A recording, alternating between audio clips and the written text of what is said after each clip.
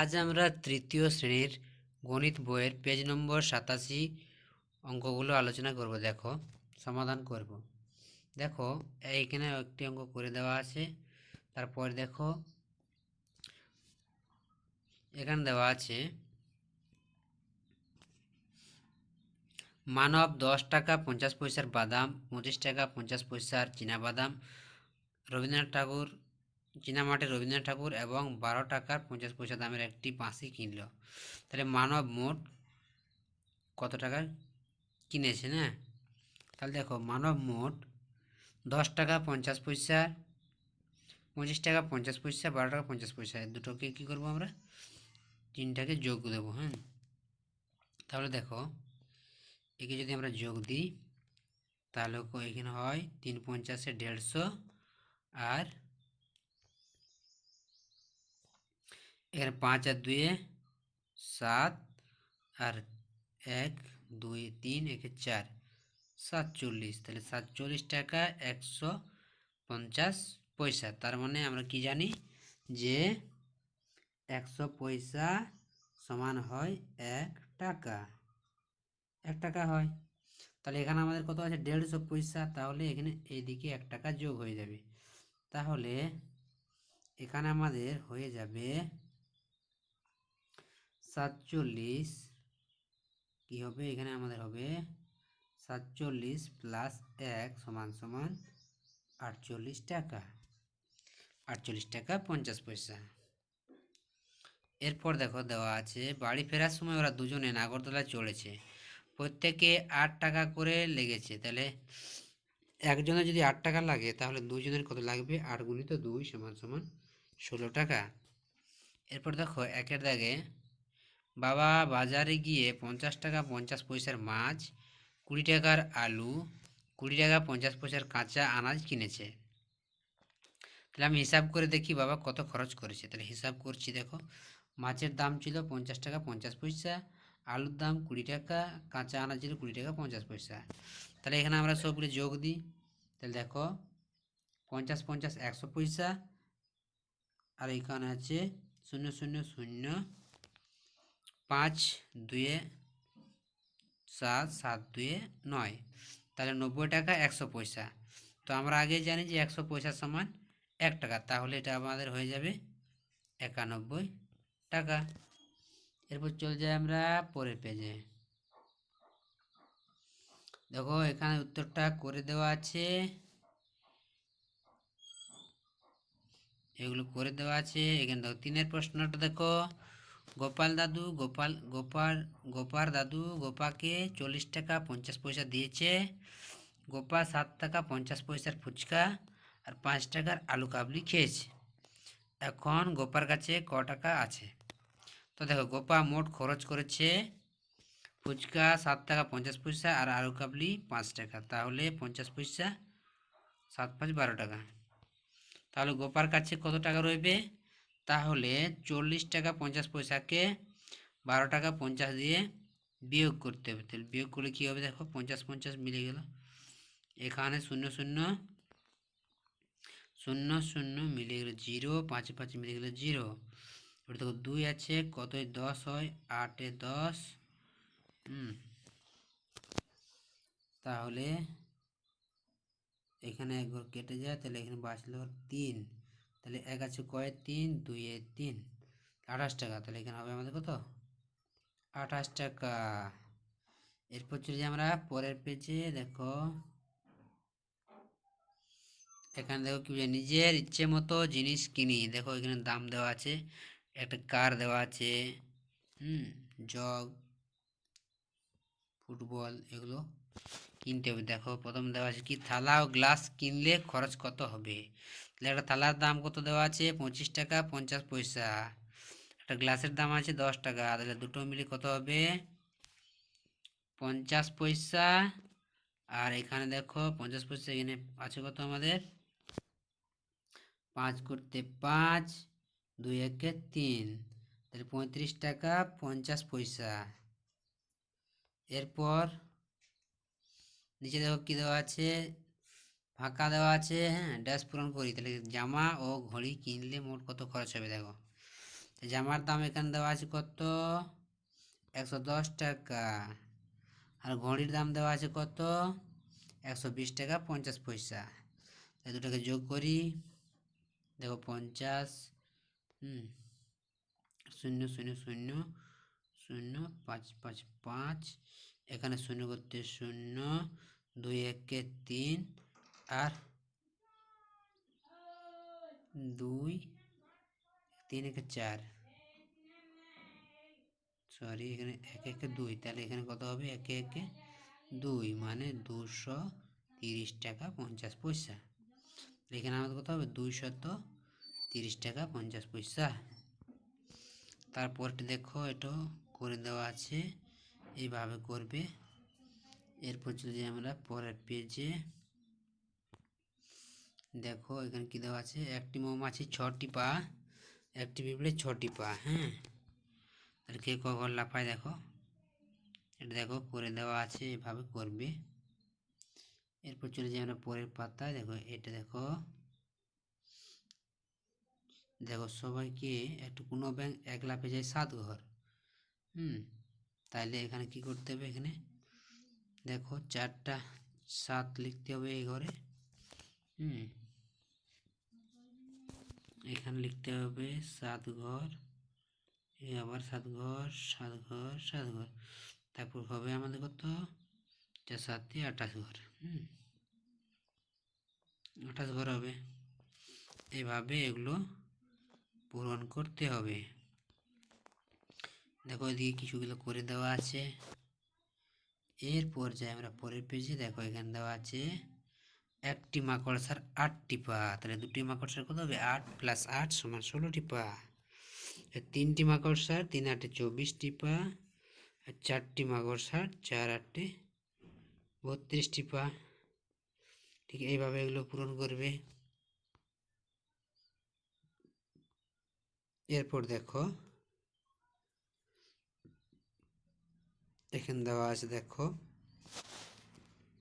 31 × 7, তাহলে কি 7 × 30 = 210-এর চেয়ে বড়, কিন্তু 7কে 40 দিয়ে গুণ করলে আবার 280 হয়। তাহলে দেখো এটা কি করতে হবে, এই অঙ্কগুলো দেখো। তো এখানে আমাদের দেওয়া আছে কি 42 না, তাহলে প্রথমে আমরা করব 40 × 6। 40 × 6 করলে কত হয়, 6 0 0, 4 ছক 24, 240। তাহলে এর 240-এর চেয়ে বড়, কিন্তু এরপর কি করব, 40টাকে আবার 10 ঘর বাড়িয়ে দিই, তাহলে 50 করি এটাকে। এটাকে করবো 50 × 6, তাহলে 50কে 6 দিয়ে গুণ করলে কত হয়, 6 0 0, 5 6 30, 300। তাহলে এই সংখ্যাটা আমাদের হবে কত, 240 থেকে বড় হবে, কিন্তু 300-র চেয়ে ছোট হবে। এরপর এটাকে ভাঙতে হবে। দেখো এখানে কি করে দেওয়া আছে, দেখো করে দেওয়া আছে 42, তাহলে 42কে আমরা ভাঙি, 42 40 + 2 সমান হয় 42, এটা সমান কি 42। তাহলে এটাকে আমরা কি করব, প্রথমে 40কে 6 দিয়ে গুণ করব, তারপরে ঘরে 2কে 6 দিয়ে গুণ করব। তাই 40কে 6 দিয়ে গুণ করলে কত হয়, 6 0 0, 4 ছক 24, আর এখানে 6 2 12। তারপরে এই দুটো কি করতে হবে, যোগ করতে হবে। দেখো তাহলে এখানে 240, আর এখানে হবে আমাদের 12, তাহলে 240 এখানে হলো আমাদের 12। তাহলে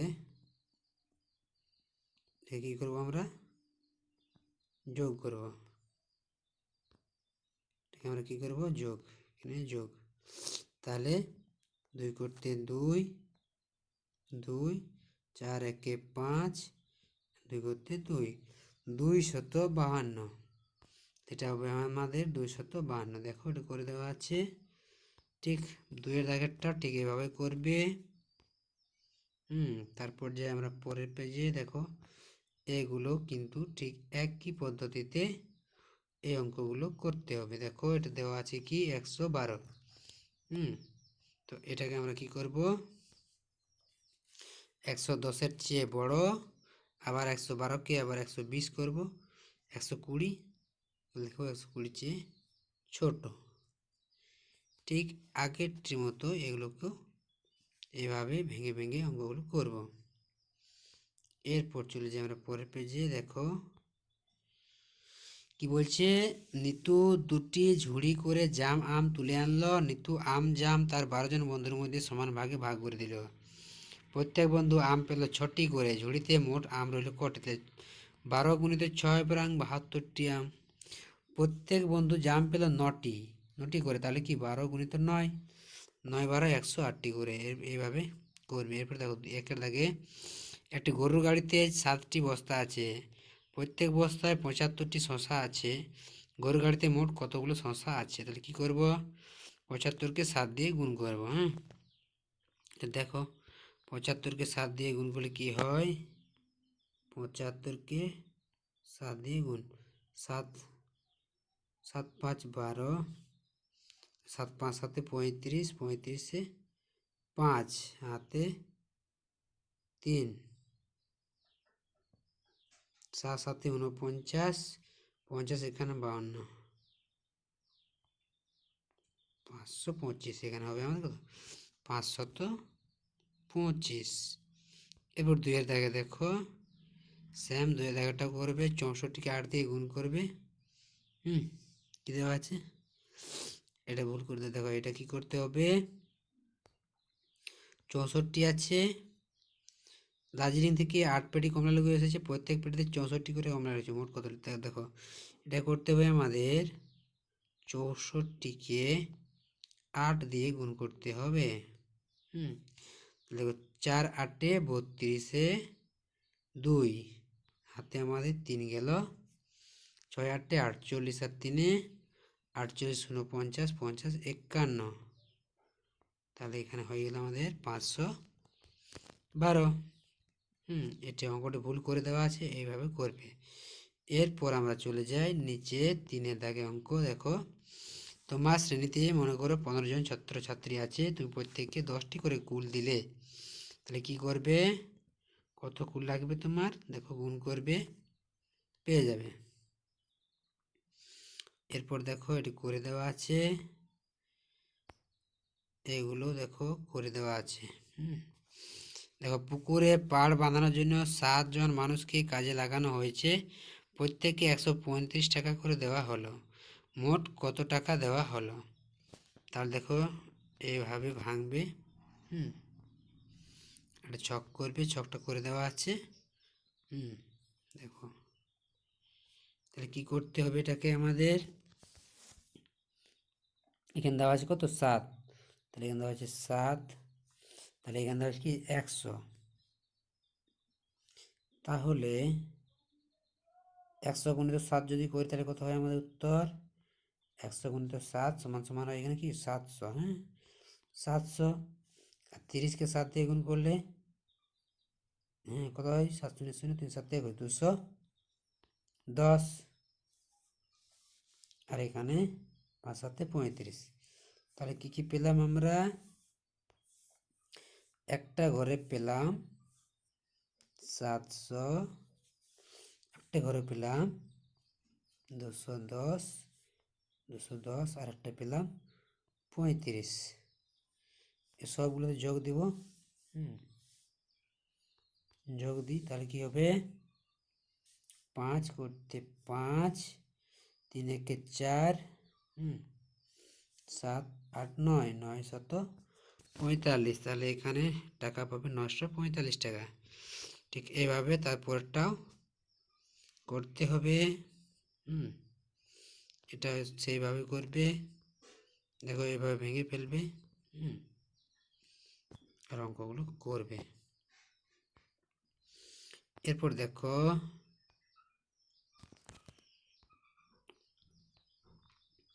দেখো এগুলো করে দেওয়া আছে, ভাগ করতে হবে, ভাগের ভাজ্য ভাজক ভাগফল নির্ণয় করতে হবে। দেখো এখানে দেওয়া আছে 24, 24কে 8 দিয়ে ভাগ, তাহলে 8 3 হয় 24, 8 3 হয় আমাদের 24। তাহলে এখানে আমাদের ভাজ্য হচ্ছে 24, ভাজক হচ্ছে 8, ভাগফল হচ্ছে 3, ভাগশেষ হচ্ছে 0 0। এভাবে তার পরটিও করবে। এরপর দেখো এখানে আর একটি ভাগ দেওয়া আছে, এখানে দেখো ভাগগুলো করে দেওয়া আছে, ভাজ্য ভাজকগুলো ঠিকভাবে লিখবে।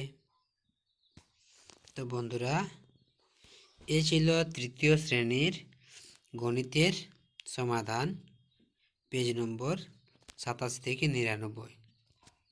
যদি ভিডিওটি ভালো লাগে তো অবশ্যই লাইক শেয়ার কমেন্ট করে জানাবে।